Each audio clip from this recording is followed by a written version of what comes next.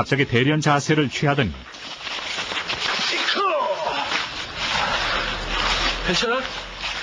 이건 또 뭔가. 택견 무시하지 마라. 예, 택견에는 무시무시한 필살기들이 있습니다. 그럼에도 불구하고 많은 사람들이 택견을 무시하는 이유가 무엇일까요? 택견도 사실 시대가 변함에 따라 나날이 업그레이드 되고 있고 여러 무술과 접목시키면 그 파괴력도 장난 아닐 텐데 말이죠. 안녕하세요, 차분한 효도로입니다. 오늘은 택견의 금기, 예법 택견에 대해서 알아가는 시간 갖도록 하겠습니다. 이크 다소 기괴하게 들릴 수 있는 이 소리와 춤을 추는 듯한 리듬, 그리고 다른 무술 혹은 격투기와는 매우 다른 스타일 때문이 아닐까 싶습니다. 앞서 보신 도끼질 영상도 사실 말이 매우 많은 영상이죠. 네, 영상 속 장태식 사범이 보여준 도끼질은 손날이나 주먹으로 목, 어깨, 빗장뼈 등을 내리치는 기술입니다. 어린아이들이 싸울 때 간혹 주먹을 붕붕 돌리면서 돌진하는데요. 도끼질이 그 모습과 사뭇 비슷해서 솔직히 말하자면 조금 우스꽝스러워 보이는 것은 사실이죠. 그런데 말입니다. 혹시라도 우리가 이때까지 오류를 범하고 있었던 것 아닐까요? 사실 택견은 정말 강한 무술이고 금기된 기술을 해제하는 순간 게임 끝일 수도 있지 않나요? 손날이나 주먹으로 위에서 아래로 내리찍는 모션은 사실 격투기를 좋아하는 사람이라면 누구나 익숙한 자세입니다. 바로 해머피스트이죠. 망치질 하듯이 주먹의 옆면을 마구마구 두드리는 이 자세는 주먹으로 상대방을 맞추기 애매한 자세일 때 파운딩으로 자주 사용됩니다. 속도도 나름 빠르고 데미지도 괜찮은 공격이죠. 나름 비슷한 것 같지 않나요? 자세도 다르고 용도도 다르고 심지어 이름도 다르지만 두 기술의 원리는 비슷하다고 개인적으로 생각합니다. 그렇다고 도끼질이 죽음의 필살기라는 것도 절대 아닙니다. 앞 영상에서 본 도끼질을 일반인이 아닌 기본적인 그래플링이나 테이크다운을 할 수 있는 상대방에게 한다면 아마 도끼질이 시작되자마자 바닥에 눕게 되지 않을까 싶습니다. 서 있는 상태에서 가드를 포기하고 양손을 저렇게 자유롭게 공격한다는 것은 상대방이 카운터를 하지 않겠다는 확신이 있지 않는 이상 바로 넘어가지 않을까 싶습니다. 때문에 도끼질은 실전에서 혹은 종합격투기에서는 다소 사용하기 힘든 기술이 아닐까 싶습니다. 도끼질은 택견에서 금지된 기술입니다. 택견에서는 상대방을 다치게 할 수 있는 치명적인 기술은 규칙상 금지되어 있는데요. 택견에서 얘기하는 금기들을 예법이라고 부릅니다. 결련택견협회의 도기현 회장은 자신의 책 택견 그리고 나의 스승 송덕기에서 예법 택견에 대해 다음과 같이 서술했습니다. 필자는 틈만 나면 예법에 대해 여쭈었다고 한다. 그러나 스승님께서는 예법은 상대를 상하게 하는 기술이기 때문에 함부로 가르쳐서는 안 돼. 시합 중 가끔 예법을 쓰는 놈이 있는데 그러면 난리가 나지. 얼른 사과하면 모를까. 그렇지 않으면 시합하다 말고 마을과 마을끼리 큰 싸움이 벌어지기도 했어. 예법을 곧잘 쓰는 이들이 꽤 있었는데 어떤 이는 곧은 발질로 상대의 배를 걷어차서 상대의 내장이 다 쏟아져 내릴 만큼 배가 상하기도 했고, 또 어떤 이는 낙함으로 상대의 턱을 빼서 붙들려 가기도 했어. 방금 설명했듯이 예법은 너무 위험하다는 이유로 금지된 기술들이지만 그 기준은 상당히 애매합니다. 주짓수에서도 상대방의 아킬레스건을 끊는 힐훅 같은 기술은 너무 위험하다는 이유로 특정 대회에서는 아예 금지시켜버렸죠.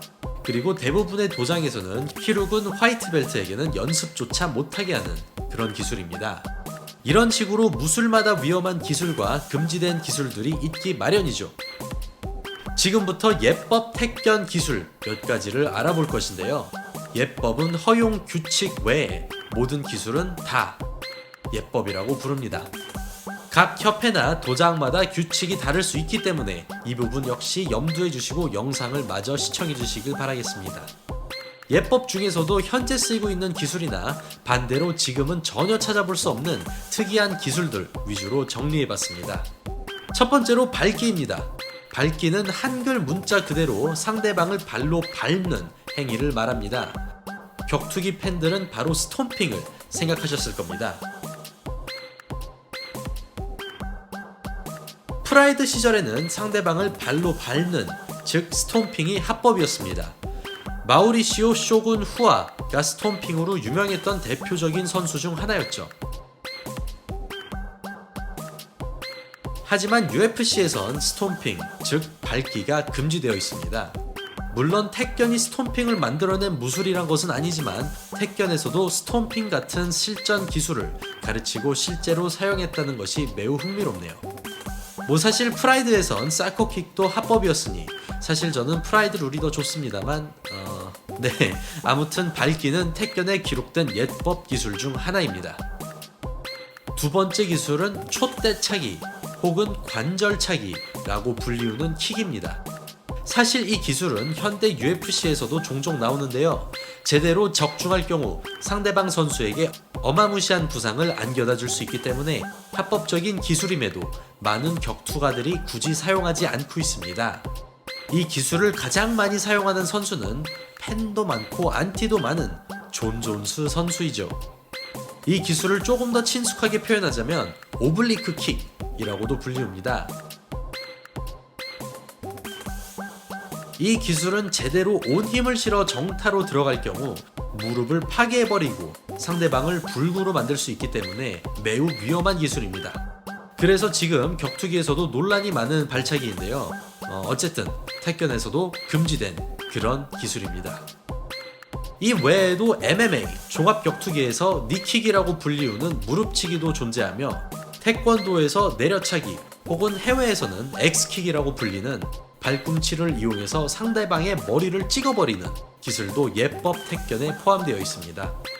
사실 택견에는 살인이나 상대방을 불구로 만들 수 있는 치명적인 기술들이 존재하는 것은 사실이고 실전에서 이런 기술을 쓴다면 상대방은 당연히 큰 부상 혹은 너그아웃이 될 것입니다. 하지만 택견이 무시받거나 실전성 이야기가 나오면 조용해지는 이유는 바로 강한 기술이 없어서가 아니죠. 기술이 강하면 뭐 하겠습니까? 기술을 명중시키는 것이 훨씬 더 중요한데 말이죠.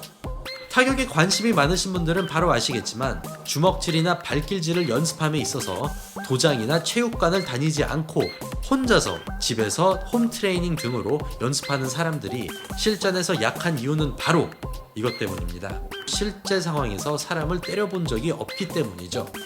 즉 자신의 기술을 움직이는 사람을 상대로 명중시켜 본 적이 없기 때문이란 것입니다. 상대방을 무릎으로 차는 것도 좋고 니킥으로 찍는 것도 좋습니다. 하지만 택견 특유의 리듬과 동작으로 과연 현대 종합격투기에 종사하고 있는 선수들을 넉아웃 시킬 수 있을까요? 사실 UFC 같은 종합격투기가 대중화되면서 여러 무술들의 실전성이 바로 검증됐기 때문에 오래된 무술들의 인기가 사그러지고 실전성이 높은 무술들의 인기가 늘어나는 것도 바로 이 때문입니다. 주짓수가 이 현상을 보여주고 있는 아주 좋은 예이죠. 하지만 시대에 맞춰 모든 것은 진화하고 있고 택견도 그 예외는 아닙니다. 최근 들어 유튜브에 뜨고 있는 다양한 택견 고수들과 경기들이 나오고 있습니다. 지금 나오고 있는 영상처럼 결련 택견협회 황인무 선생님 같이 현대 격투가들도 깜짝 놀라게 할 수 있는 고수들은 지금 이 순간에도 열심히 택견을 연구하고 연습하고 있습니다. 언젠간 개량된, 업그레이드된 택견을 MMA 종합격투기에서 볼 수 있는 날이 오길 바랍니다. 자랑스럽습니다.